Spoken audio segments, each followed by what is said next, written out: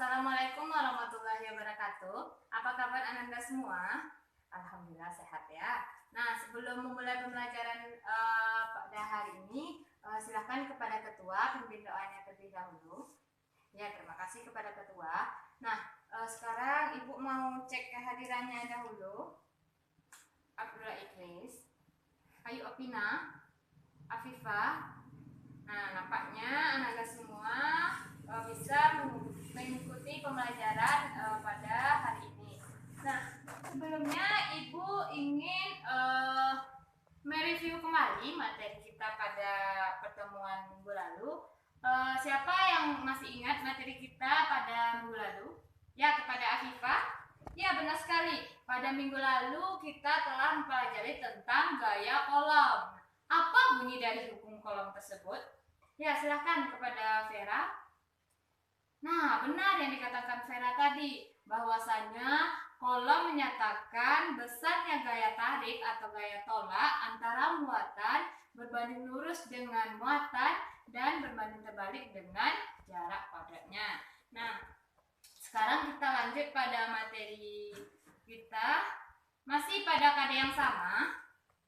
Nah, di sini kita mempelajari tentang medan listrik. Nah, kita masuk pada materi baru. Nah, di mana adapun materi kita yang akan kita bahas pada hari ini, yang pertama mengidentifikasi besaran-besaran yang berhubungan dengan kuat medan listrik. Yang kedua, menghitung besarnya kuat medan listrik pada suatu titik. Yang ketiga, menganalisis pengaruh medan listrik terhadap muatan listrik. Nah, di sini Ibu akan menampilkan sebuah video. Tolong Ananda simak baik-baik video yang Ibu tampilkan. Nah, di sini terlihat sebuah penggaris yang digosokkan pada rambutnya. Digosokkan beberapa menit, lalu didekatkan pada beberapa potongan kertas. Nah, terlihat di sana bahwa penggaris tadi dapat mengangkat perlahan potongan kertas tadi. Nah, mengapa hal itu bisa terjadi? Apakah dari Ananda bisa menjelaskan?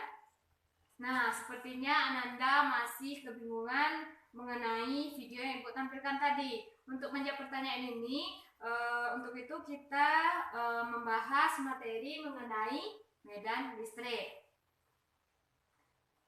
Nah, di sini Ibu akan menggambarkan dua buah muatan. Itu muatan positif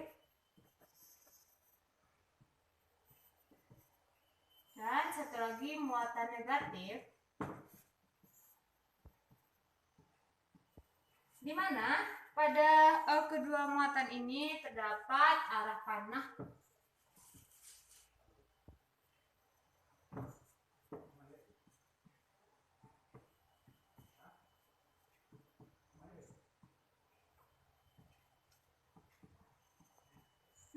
dari kedua gambar ini, dari Ananda, siapakah yang bisa menjelaskan perbedaan dari kedua gambar ini?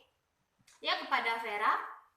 Nah, benar dikatakan Vera, bahwasannya yang pertama ada muatan positif. Muatan positif ini arah garis panahnya keluar, sedangkan pada muatan negatif arah panahnya ke dalam, di mana garis yang ada panah ini itu merupakan arah garis medan listrik. Nah, jelas di sini perbedaannya pada muatan positif arah medan listriknya keluar dari muatan, dan pada muatan negatif arah medan listriknya masuk ke muatan. Nah,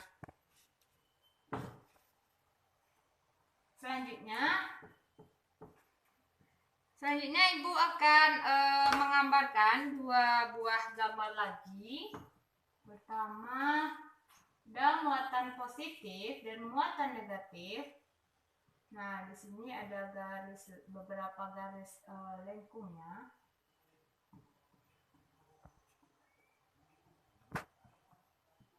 Nah, di sini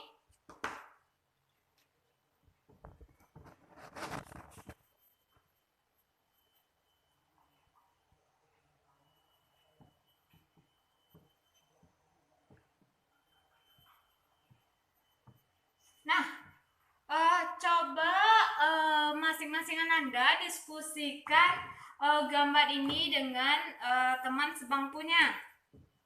Ya, kepada Nadia dan Ayu, tolong Ananda jelaskan apa yang telah Ananda diskusikan. Ya, benar sekali. Di sini pada gambar yang Ibu buat ada muatan positif dan muatan negatif. Di sini terdapat garis lengkung yang saling menyatu. Mengapa demikian? Karena ketika dua buah muatan yang berbeda jenis didekatkan, maka terjadilah tarik menarik. Nah, sampai di sini paham?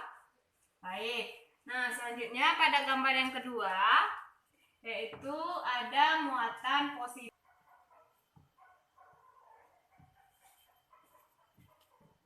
Lebih jelasnya. Nah, seperti yang gue jelaskan pada gambar yang pertama tadi, bahwasanya pada muatan positif arah medannya keluar. Nah, coba diskusikan kembali dengan teman sebangkunya bagaimana penjelasan dari gambar yang ada di depan ini. Ya, silakan kepada Abdullah Idris kemukakan apa yang didapat dari hasil diskusinya. Ya, benar yang dikatakan Abdullah Idris, bahwasanya ketika dua buah muatan didekatkan, dua buah muatan yang sama, yaitu sama-sama positif, di sini kedua muatan ini akan saling tolak menolak. Nah, jelas di sini ya. Nah, dari beberapa gambar yang Ibu jelaskan tadi, bahwasanya telah tergambarkan bagaimana aturan garis dari medan listrik itu sendiri. Nah, dari penjelasan tadi, siapa yang bisa menyimpulkan apa yang dimaksud dengan medan listrik? Bagaimana? Apakah ada yang bisa? Ya, kepada Ayu, disilahkan. Ya, benar sekali apa yang dikatakan temannya tadi, bahwasanya medan listrik itu adalah ruangan di sekitar benda bermuatan listrik yang mengalami gaya listrik. Nah, selanjutnya kita masuk pada materi selanjutnya, yaitu mengenai kuat medan listrik. Nah, di sini akan menggambarkan ini ada sebuah muatan sesuai dengan pengertian medan listrik tadi. Nah, di sini ada gaya kolom dan di sini ada arah medannya. Nah, dari gambar di depan, adakah dari Ananda yang bisa merumuskan besar kuat medan listrik? Nah, jika tidak, baiklah kita rumuskan bersama. Nah, untuk mencari kuat medan listrik, yaitu gaya listriknya atau gaya kolom dibagi dengan besarnya muatan. Nah, di sini pada minggu lalu kita telah membahas tentang gaya kolom. Kita masukkan gaya kolomnya, yaitu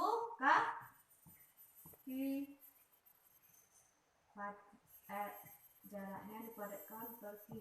Nah, kita sederhanakan. Nah, dari sini maka dapatlah kuat medan listriknya, yaitu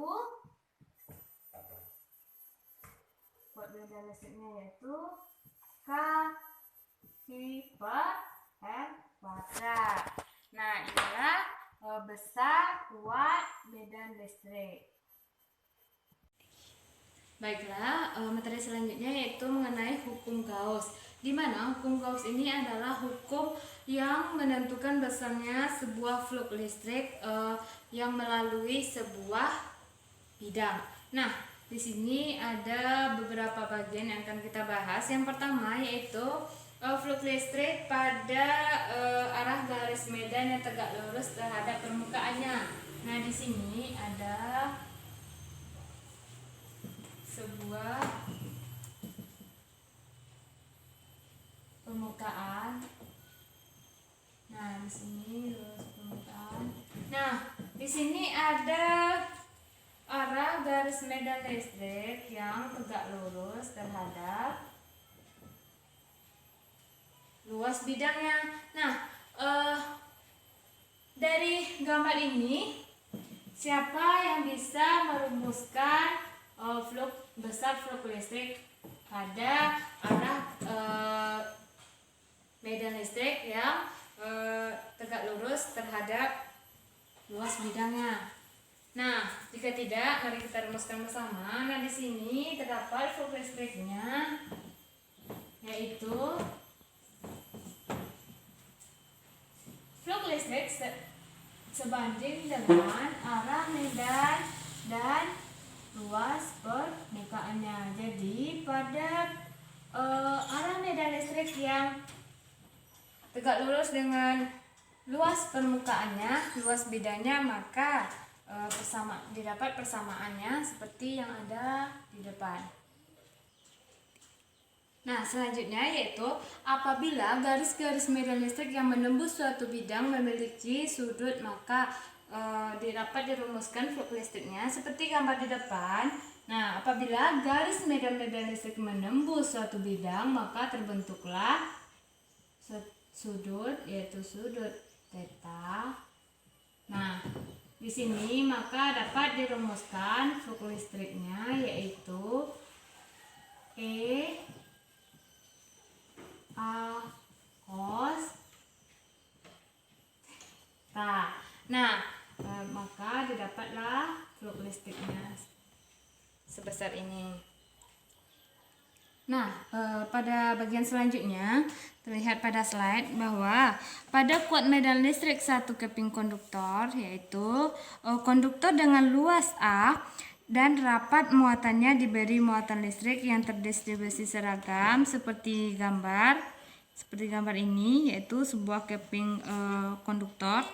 Nah, maka dapat dijabarkannya sehingga dapat rumusnya, yaitu seperti yang ada pada slide, yaitu E sama dengan flux listrik dibagi 2 kali epsilon 0. Nah, selanjutnya yaitu kuat medan listrik konduktor 2 keping sejajar. Nah, di mana 2 keping konduktor yang dipasang sejajar. Nah, di sini ada 2 muatan, yaitu berbeda muatannya. Yang pertama yaitu positif, yang kedua negatif.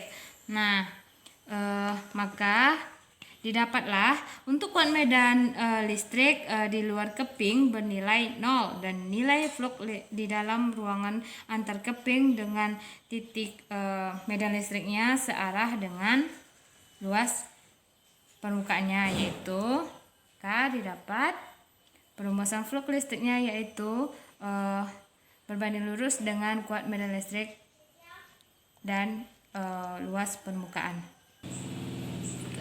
Nah, selanjutnya yaitu hukum Gauss pada kuat medan listrik konduktor bola berongga seperti yang terdapat pada slide, gambarnya seperti ini. Dan untuk maka dari gambar tersebut dapat dirumuskan bahwasanya besarnya medan listrik pada kuat medan listrik konduktor bola berongga didapat E sama dengan muatan per epsilon 0 dikali 4 V R kuadrat. Nah, berdasarkan penjelasan materi tadi, adakah yang bisa menjawab pertanyaan berdasarkan video yang Ibu paparkan di awal pembelajaran tadi? Ya, kepada Abdullah Idris dipersilahkan. Benar sekali yang disampaikan oleh Abdullah Idris bahwasanya mengapa penggaris tersebut dapat mengangkat perlahan potongan kertas tadi, karena pada saat penggaris tadi digosokkan ke permukaan rambut,